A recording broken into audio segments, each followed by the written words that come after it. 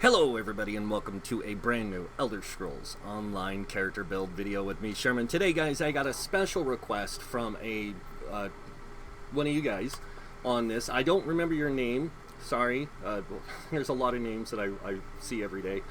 And the person had asked for something based on a Queen of the Dead, Necromancer, Khajiit type, Battle Priest or Battle Mage type character. And so I did some real quick theory crafting, and I have to say I did it really quick because as soon as they told me that the Queen of the Dead thing, they told me Khajiit, Necromancer, the weapon types, the battle mage type thing, it all of a sudden everything clicked, and I went, I'm making this.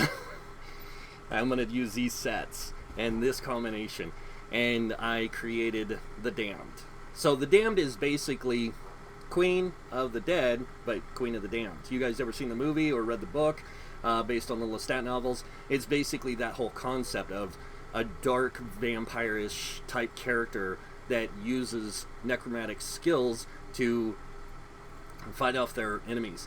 The story of this, though, is that the character themselves created the Order of the Damned, and they are basically outcasts, like necromancers, dark mages, that kind of stuff.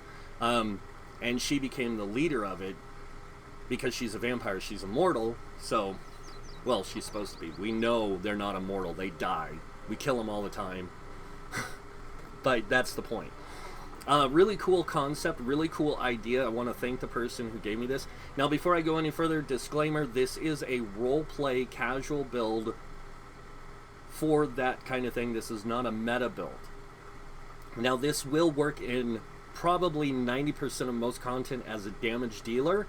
It can play a tank, it can play a healer really well. In fact, you don't even really need to do much to change it to tank or healer if you don't want to. Sword and shield is all you need to do, and maybe a lightning staff. Or an ice staff. And then the rest of the time you can play healer or damage dealer, because of this build just works so well with so many different things, it's not even funny. So let's get into it. Taking a look at this, we are a Khajiit Necromancer. This is what the person wanted in their build. I figured this would work best. We do have 64 points into stamina, and I know what you're thinking. How can this person be like a hybrid type character that uses both magicka, stamina, and all this other stuff, and still have such a low magicka pool with such a high stamina pool? The reason for the high stamina pool is because we do use dual wield on the front bar, and on the back bar we use magic. As you can see, our magic recovery is 807, stamina recovery is 1051. We do have a 21k magicka, 22k max health, 31k max stamina, and our weapon damage is coming in at 2172, kind of low, and then 1781 spell damage. Now I'm going to go ahead and buff that up real quick with the character so you guys can see. Oops. And this is what it looks like normally. Oh, you guys missed it. It goes really quick. But basically you go to about 3k weapon damage, almost 3k spell damage with this. And actually you go above that. You have a 50% weapon critical, 45% spell critical all the time. And can go higher if you wanted to. Our physical resist is coming in at 12k, 13k spell resist. We are using the Thief Mundus Stone right now for the higher crit capabilities. We are using Tri-Stat Food, and we are a Stage 1 Vampire. Now, let's get into the sets. So, as you guys can see, the first set right out the door, a lot of people are going to recognize. It's one I like to use with a lot of different builds because of how it works.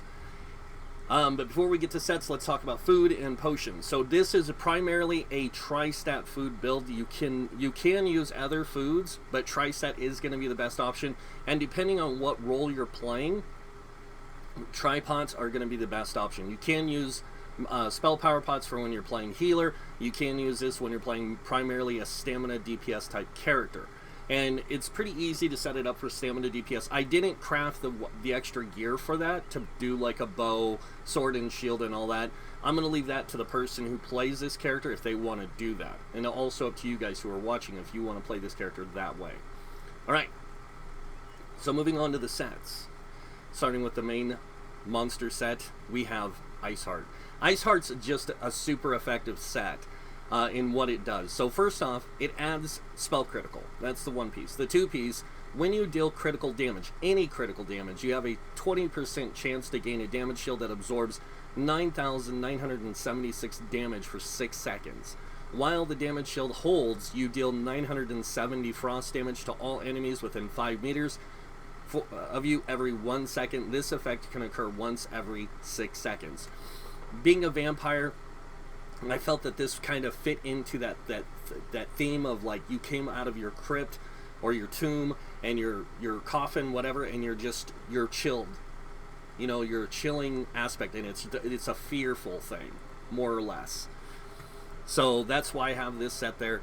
The next set we have is Hunting's Rage. This is primarily for stamina DPS. As you can see, we get weapon critical, max stamina, weapon critical, and then weapon damage.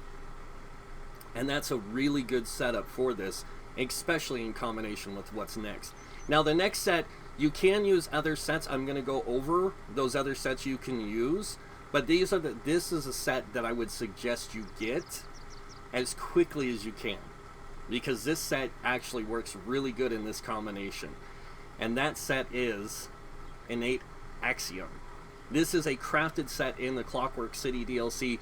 This set is awesome for this because it gives you the 2-piece max magic, a 3-piece max stamina, 4-piece spell critical and weapon critical. And then the 5-piece adds 400 spell and weapon damage to your class abilities. This thing is a monster. Because of that 400 extra weapon damage and spell damage to your class abilities, you can take advantage of your skills in so many different ways on the Necromancer. It's not even funny. Now this does work for other classes. It works really good for Nightblades to some degree if you're focusing a little bit on more physical damage and not disease. It works really good on Templars. And basically Templars and these are going to be your best option with Innate Axiom set. Templars and Necromancers. Alright, so now let's go over the traits and the enchants. Starting with the Helm, we do have an invigorating trait. Because we are Khajiit, we want to take advantage of our high recovery built into the race. It's not super high, it's like 85, but when you have 2 of these, this adds 22, and it takes you to 100 recovery. This actually adds up really quick, and it allows you to build out your character a little bit more into different areas of expertise, if you will. Now, we are running tri-stats on the Helm, chest, and legs. The chest is heavy with a reinforced. This is going to give you higher resistances for that greater survivability. Moving on to the shoulders and the rest of the pieces, we are using Divines, and as you can see, I did do the split here. So the shoulders are light, the belt is light, and that's Max Magicka. This is a 5-piece light armor setup. This is a battle mage type character. So they fight up front. They don't stand in the back and go with spells. No, they stand up front, ready to go to war. That's why this works so well the way it does. Excuse the thing. That was me blowing the spells out. So yeah, but it works out really well. So 5 light pieces. The 5 light are going to be your helm, your shoulders, your boots, gloves, and belt are all going to be light. Your chest is going to be heavy. Your legs are going to be medium. Because you're using 2 crafted sets, you can actually pull this off really well. Now, on the smaller pieces, again, all Divines, but we're going to use Magicka on the belt and shoulders, and Stamina on the boots and gloves. This way you can hybridize a little bit better into your character. Even with this setup, you still get 31,000 Stamina with a 21k Magicka. If you have Warhorn on you, you go to like 22, almost 23k Magicka with a 34k Stamina. Alright.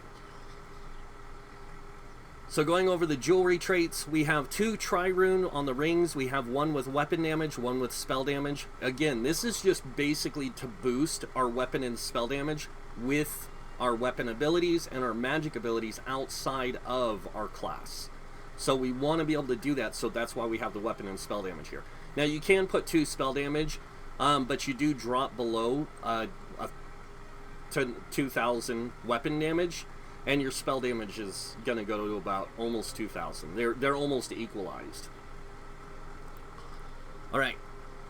Now, moving on to the final piece, we have a infused stamina recovery glyph on the necklace. Now, there's a reason why we have this. You guys will see here in a second why this build can work so well when you see the weapons. So we are using 2 weapons here, 2 daggers on the front bar. And the first dagger is a diseased sharpened dagger. This way we get higher spell and physical penetration. With being a necro, you also get an extra amount of spell and physical pen, which the two come together really play well. And then you have the spell pen because you're wearing light armor. So it really adds to your spell damage output. And your physical. Moving on to the next one, we have a offhand Magicka dagger, or Absorb Magicka on a Nirnholm dagger. This is so we can build out our higher weapon and spell damage at the same time. Because even though you have weapon damage here, anything you equip weapon-wise, whether it's a staff, whatever, it's always going to give you weapon and spell damage. So this will apply to both Magicka damage and stamina damage, regardless. So this even applies to the magic damage abilities you have on the front bar. So really good there. And then Absorb Magicka is to kind of compensate for the use of Magicka.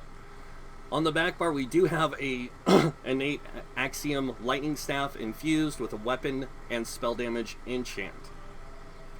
Again, to maximize our ability with magic and spell damage outside of our class abilities. And it still applies to our class abilities. So we get a lot of weapon and spell damage towards our class abilities, which makes them hit really hard. Now that I've shown you guys that, I'm going to go over this real quick. You can use the sword and shield with this, and you can tank. You do need to use the Lady Mundustone when you do that, and you have to dump everything literally into health, which really kind of throws this build off and its stats a little bit. You have about a 21k max stamina with a 21k max magicka with that setup. You can also play healer with it. And being a healer with it, you don't really need to change anything because the Necromancer has so many healing skills built into the class itself. So, yeah. Now, let's go ahead and talk about those skills, shall we? So moving on over to the skills, these are the ones I suggest you unlock for the damage side of the Gravelord. Glacial Colossus, Venom Skull, Blighted Blastbones, Unnerving Boneyard, Skeletal Arcanist, and Mystic Siphon. This is for when you're playing damage. For when you're playing a tank, you have Ravenous Goliath, you have Ruinous Scythe, Summoner's Armor, Dead in Pain, Agony Totem, and then Ghostly Embrace. And then when you're playing healer, you have Animate Blastbones, which will resurrect other players, and then when you do, it's going to summon Blastbones to go fight. Resistant Flesh. This gives you armor. Resistance is equal to the amount you healed for 3 seconds, so it's kind of like a way to just boost your survivability. Hexproof. Renewing Undeath, Intensive Mender, and Mortal Coil. But make sure you get all your class passives. And the one you're going to want to get the most, one of the ones you're going to want to get the most is Last Gasp. This is going to increase your max health. And then the Gravelord's Dismember.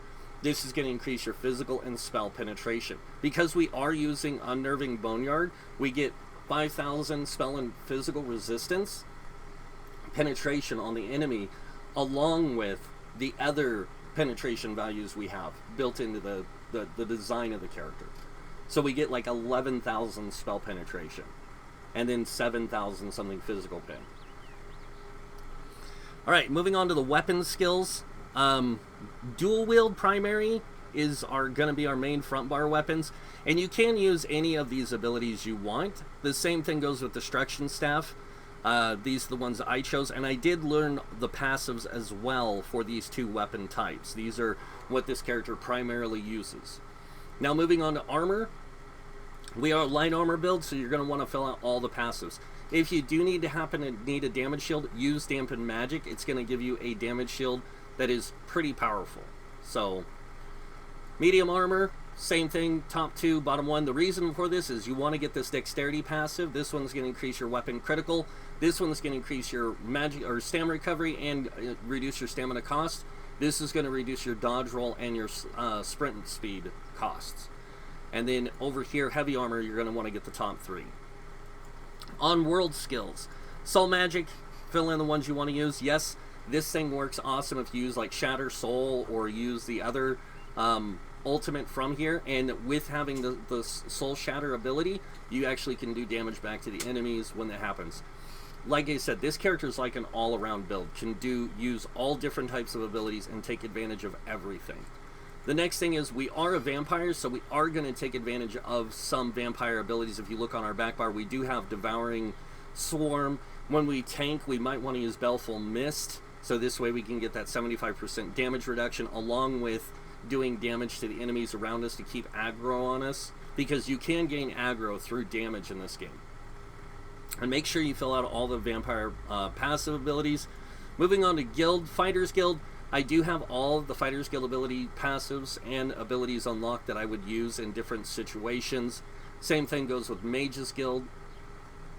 Moving on to Psijic Order, you can see I have all the abilities and skills that I might use from it as well, along with the Undaunted passives and abilities. Now, the Undaunted abilities are all synergies, so if you need more synergies for your group, you can bring these with you and utilize them in different situations.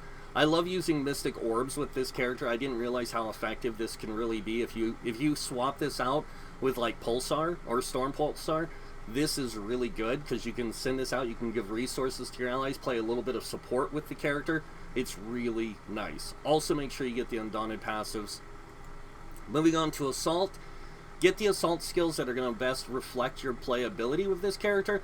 Like I said, if I need this character to be support, I also have Echoing Vigor, which has a 15-meter range, and as you can see, it heals for 7,998 health with what I have now. And that's on the back bar. If I switch to the front bar, it actually goes up to about 8,000, almost 9,000. And if I have all my weapons stuff out, it does 10,000 health. Over 10,000 health and healing. So I can bring this along if I need some support. If I need some extra AoE damage, I can use Razor Caltrops. And then on the support line, I always get one of the barriers, always. Reviving Barrier works really good because it heals also and gives you a massive shield. So it's really good for that supportive type play. Then we have Efficient Purge to cleanse conditions from other people. We do have some class abilities that do that as well. Just to kind of go over this with the Living Death, you have the Renewing Undeath. This can cleanse 3 negative effects and continue to heal you and your allies for 5,000 and something. So it does remove negative effects and heal over time for you and your allies as long as there's corpses there to heal with. Which is really good. And then we have Mortal Coil, which gives you stamina back while you're healing. And while it's slotted, your healing done is increased by 3%. So you have a lot of really interesting abilities with this. Now moving on to the racials. The person wanted Khajiit. You can be any race with this. Dark Elf and Khajiit are going to play it best, but any race will work. That's a given. Now the nice thing about the feline, or the Khajiit is Feline Ambush. This one increases critical damage and critical healing by 10%. So no matter what, you are going to get 10% extra critical healing on Magicka and Stamina abilities. And you're going to get critical damage increase on Magicka and Stamina abilities because you have this. So it's really nice because you have such a high crit rate already that both your Magicka and Stamina will crit quite a bit. Moving on to crafting, alchemy, didn't do it. I knew I forgot something here. Medicinal use and gourmand and connoisseur. I've been doing this a lot lately, guys. Make sure you get these. These are very important for like when you're playing in group dungeons and stuff, so you can have longer times on your food, and your potions are going to be 30%. Their effects are going to be 30% better. So that's that. Now let's go ahead and talk about the skills that we have on the bar. Now this is primarily set up right now for damage dealing. So if you wanted to go more survivable, like I said, you can grab the armor skill, light armor, dampened magic. You can also grab the class ability Bone Tyrant's Summoner's Armor. and you can go solo play with this. This thing is excellent even in solo play. But let's go ahead and look at the skills. So our first ability we have is Blood Craze. This is a damage up front, damage over time ability. It does so much damage up front, does X amount of damage over 10 seconds, and then it heals you for so much every 2 seconds for the duration. Now the heal from this is based off your max weapon damage and your max stamina. So the higher your stamina pool, the higher the max weapon damage, the higher the heal. The next ability we have is Venom Skull. This is basically just a really powerful ability. You lob an explosive skull at an enemy, dealing 7,000, well, X amount of poison damage. Every third cast deals 20% increased damage, and then while slotted, casting a Necromancer ability while you are in combat will count towards the third cast. So the cool thing is that you're going to be using 3 abilities from the Necromancer. On the third time, because this is your spammable, you're going to go back to cast this, and you're going to toss this out at an enemy, and it's going to explode, and it's going to do more damage because it's going to do 20% more damage. The next thing we have is Unnerving Boneyard. This does frost damage over time. It also applies Major Breach and Major Fracture, and it consumes corpses that deals 20% more damage. It's really nice. Also, an ally standing in the graveyard can activate the Grave Robber Synergy, dealing X amount of frost damage to enemies in the area, healing you for the damage done.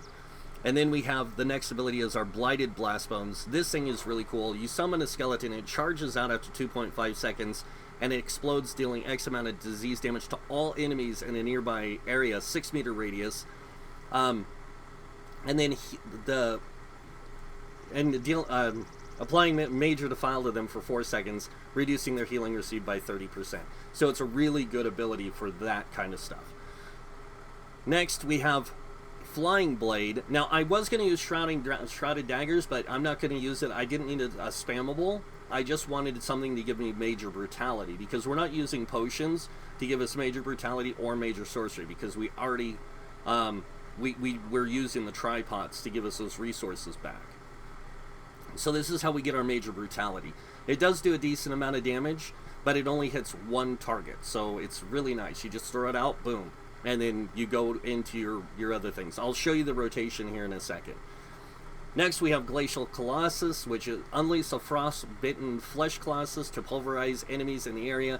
The colossus smashes the ground 3 times over 3 seconds, dealing 9,000, well, X amount of frost damage to each enemy to each smash.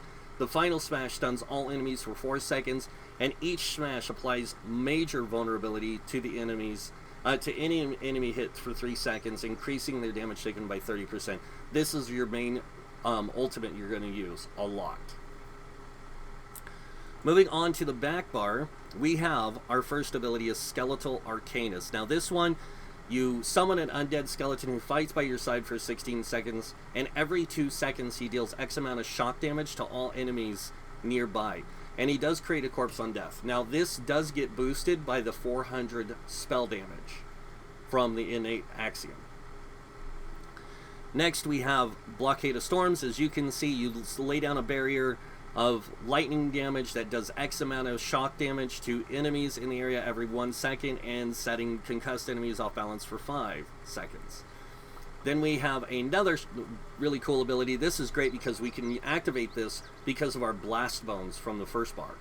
Violently drain the last spark of life from a corpse, dealing X amount of shock damage over 12 seconds to all enemies around the corpse, between you and the corpse, and it restores X amount of magicka over 12 seconds while siphoning the corpse. While slotted, your damage done is increased by 3%. Next ability we have is Storm Pulse. This is just an AoE, so if you have a lot of trash around you, you just run in and you just do this. And it just blasts a lot of enemies. As you can see, it has a 6-meter radius around it, does X amount of shock damage to the enemies, and it afflicts them with Minor Mangle, reducing their max health by 10% for 33 seconds. This does apply to NPCs in the game, so that means trash mobs. Next ability we have is Degeneration. This is where we get our Major Sorcery. It also does damage over time a little bit, and it does heal over time as well. And then while active, every light and heavy attack you do has a 15% chance to heal you for 126% of the damage caused. So it's a really another interesting thing, because it's kind of like you're using your ability as a vampire to give, like, take life from them, while also using some of your necromancy ability to do the same. So it's kind of a mix of the two, and I really like that combination. The next ability we have is called Devouring Swarm. This is an awesome ability. A lot of people don't realize how powerful this thing can really be.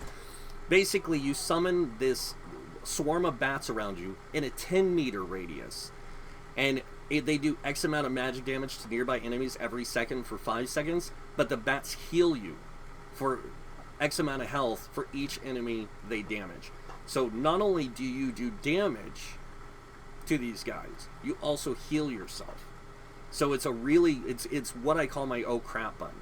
So if I get hammered on by a lot of enemies, I summon these guys down, let them chew up the bad guys while I'm taking in the health.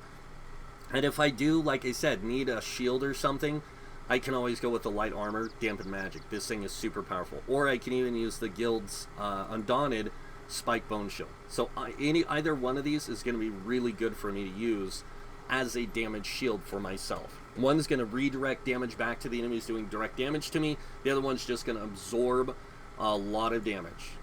It's not a super lot. I mean, 8k, that's still pretty good.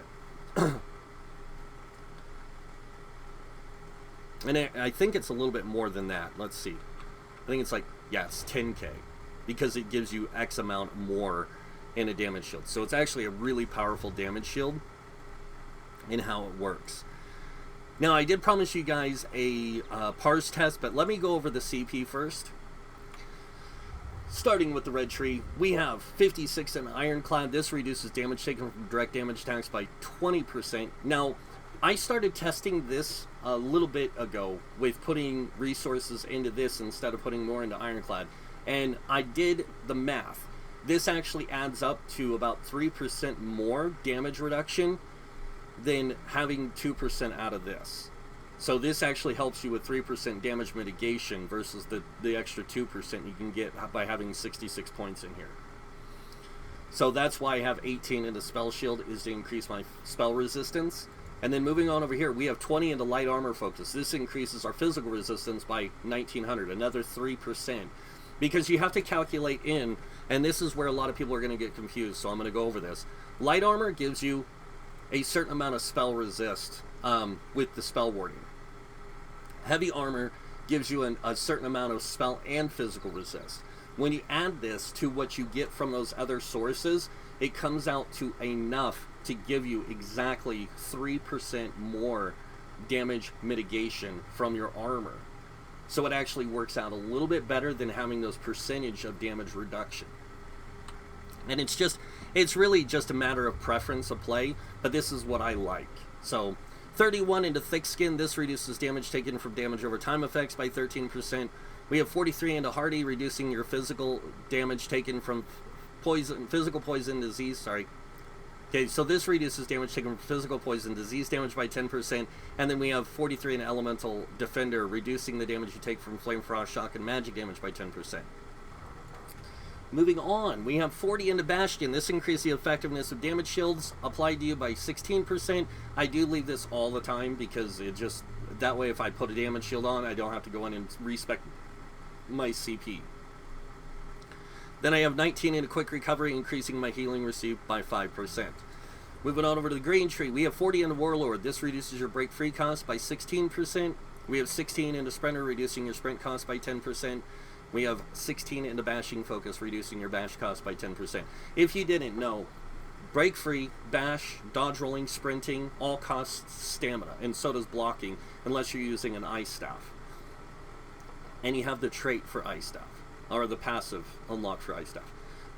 All that stuff costs stamina. So all these things that I use that you see here are basically to save me resources when I use those different things, like bashing, sprinting, breaking free, all that. Now moving on to the great middle tree here, we have 75 into Mooncalf. This is going to increase your stam recovery by 14%, and we have 43 into Arcanus. This is going to increase your magic recovery by 10%. Now you can swap these around if you want, and I'll just show you what happens when you do that. It doesn't change it a whole lot, but it does give you a little bit better magic recovery, because your magic recovery does go up a little bit more, and your stamina recovery doesn't drop that much. So,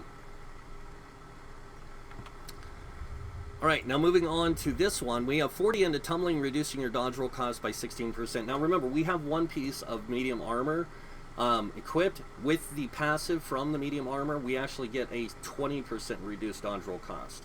And then we have 40 into Shadow Ward, reducing our block cost by 16%. Again, saves us stamina. Moving on to the blue tree, we have 43 into Blessed, increasing our healing done by 10%. We have 23 into Elfborn, increasing your critical damage and critical healing with magic abilities by 10%. Remember, we have that special thing within the Khajiit that gives us 10% more critical damage. It's like minor force built into the race. So we actually get that here. So we actually have 20%. And then over here we have 43 in Elemental Expert, increasing your Flame Frost, Shock, and Magic damage by 10%. Moving on to the middle tree, we have 16 into Physical Weapon Expert. This increases light and heavy attacks with all stamina-based abilities, and Werewolf form by 10% in light and heavy. And then our Staff Expert increases light and heavy attacks of Destruction and Restoration and Overload by 10%. Overload is a Sorc skill, and then Werewolf is its own thing in itself.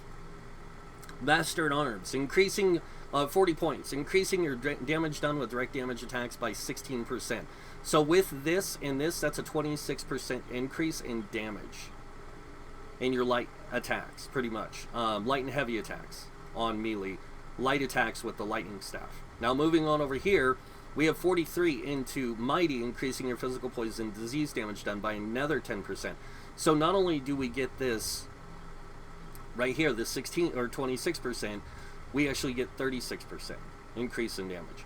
And then when you include the Precise Strikes, increase your critical damage and critical healing with stamina abilities by 10%. Remember, Khajiit, 20%. And then we also have 23 in Thaumaturge, increasing your damage done with damage over time effects by 10%. It's not a lot, but it's enough to help out. And that is our CP. Now you guys probably want to see what this thing looks like when you're using it in a rotation. So let's go ahead and do that. But before I do, I am going to grab Minor Force just for this setup. We're going to go ahead and grab our Fighters Guild. And we're going to drop the Skeletal Arcanist so we can have Trap Beast, so we can just boost our damage up a little bit more. Alright, so the main thing is Potion, rotation time.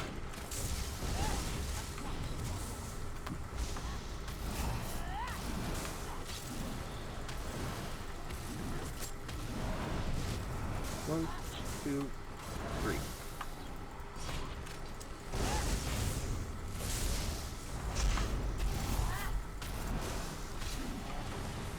And we did roughly 16k. I can get about 20k out of this if I do a really good rotation on that smaller skeleton, which isn't too bad.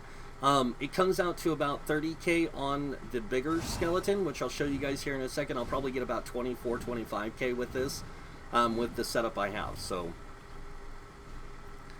hopefully, if I can pull off the rotation, good enough. So we're going to go ahead and do the same thing over here. Potion, starting with the back bar, Trap Beast. And activating synergies while we go.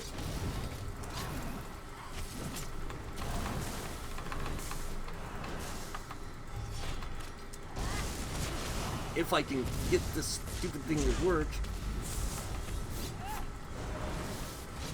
Okay, ultimate time.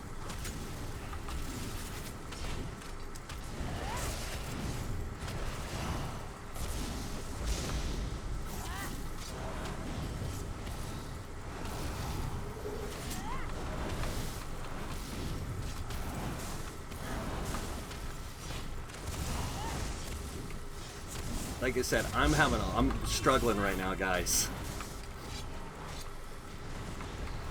Because I'm kind of excited about this build because it's such a nice build. I mean, but you guys saw there, I actually got it up to about 29k.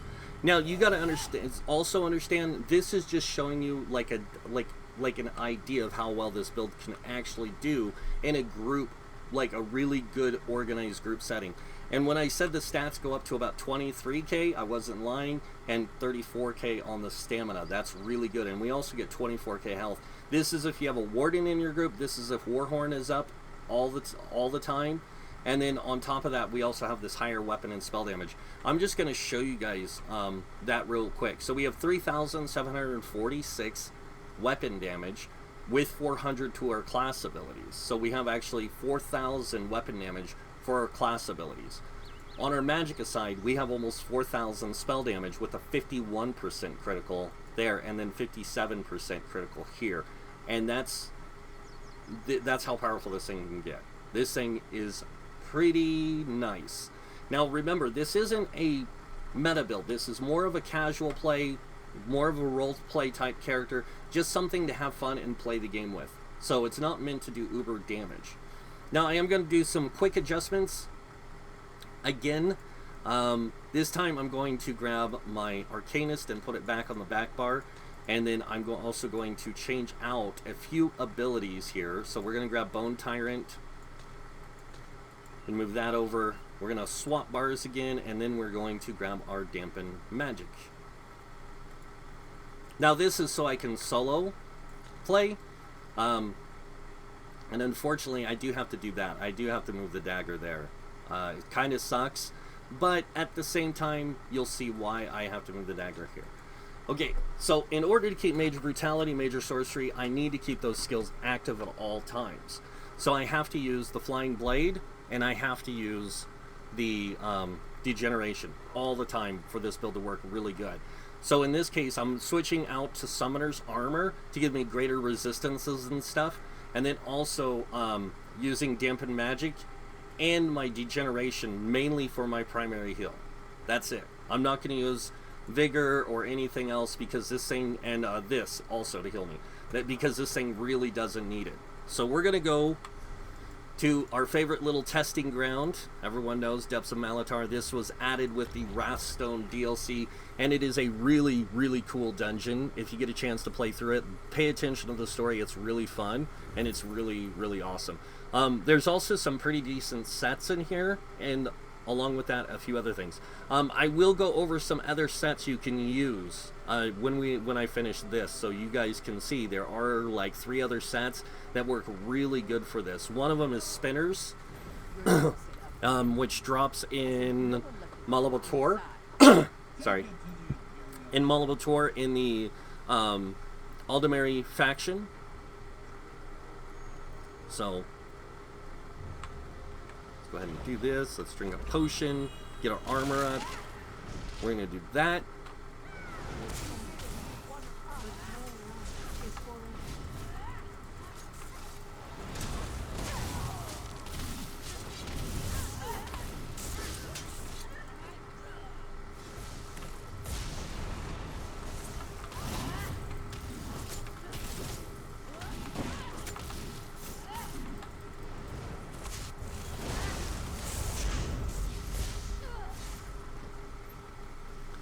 Right. So again, we're going to move on into this next area. And this time I'm going to show you guys what the bats look like when it's in use. So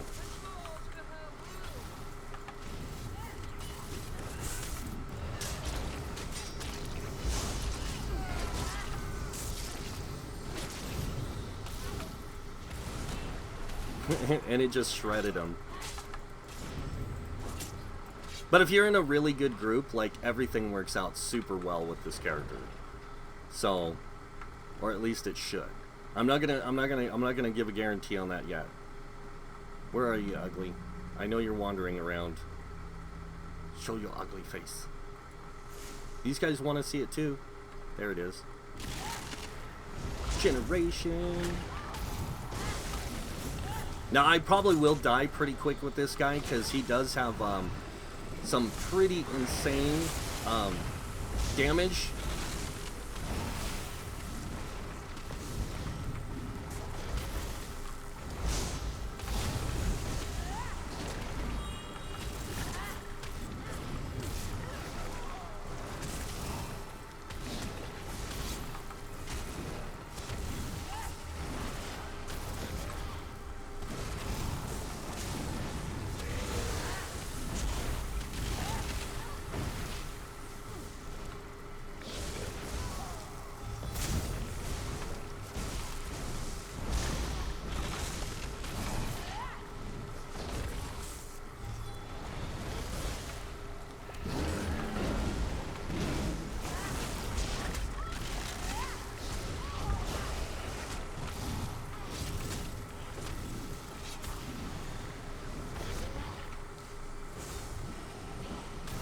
And you can see how, like, I start to struggle a little bit with resources, but not too much, because we're using both so effectively that you can actually just pull off some really good resource kind of control.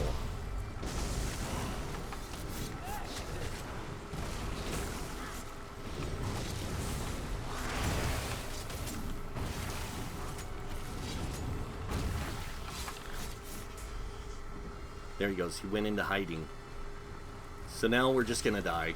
Because I mean, this shows you well enough that this thing is pretty OP in what I said it can do. Like, it's really strong in its damage output and stuff. So, and it is really good at what it does. It's a really self-sufficient type build, and it's really good at it. So here's one of the things: Innate Axiom is a crafted set, so in order to get that, you have to craft the jewelry and the weapons, which some people it's going to be very hard for. So some other sets that you can use, which I'm just going to grab here. I'm not going to grab them, I'm just going to show you them. So in light sets, some sets that you can use in exchange for that is you can use see, I'm trying to find it. Where are you hiding? I know you're a light set. What? But it's called spinners, if you guys don't know it. It's basically like Spriggans, but it's the light armor version of it. So it basically gives you two things of magic, a spell damage, and then spell penetration. So it's really good in that sense. And it can actually add a lot to your capabilities with damage. Then in the heavy armor side, if you can get these sets, either one of these in the heavy armor dungeon sets, hold on. So Rattle Cage is a good one you can use. Another good one is the... No. Ice Furnace wouldn't be too bad, but you'd have to equip a Frost damage ability, which is you have. So this one would work, and it would be pretty good. It'd give you a little bit of spell crit, some extra weapon damage. So that'd be nice. Then you could just change the two jewelry enchants to spell damage. You can use that. And then there is another one here called... I'm trying to remember. Give me a sec. Really? Is it a drop set in Overland? No. Right here, Medusa. The Medusa set's another really good one because this one doesn't require you to equip Trap Beast. Gives you minor force at all times and increases your max health, max magic, and spell damage. Now, your spell crit will be kind of low, but it won't be low enough to where you can't utilize this. So this is another great set that you can use. Just make sure you set the jewelry 2 trirunes, 1 infused. So that way you can get that good mix of resource management again. So,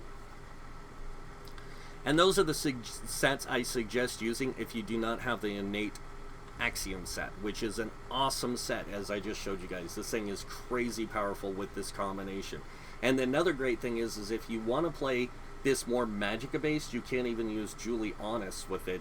The problem there, though, is that you do have to use something that gives you some more weapon critical, and in light armor that's kind of rough, unless you're in medium armor and you build it for that kind of setup.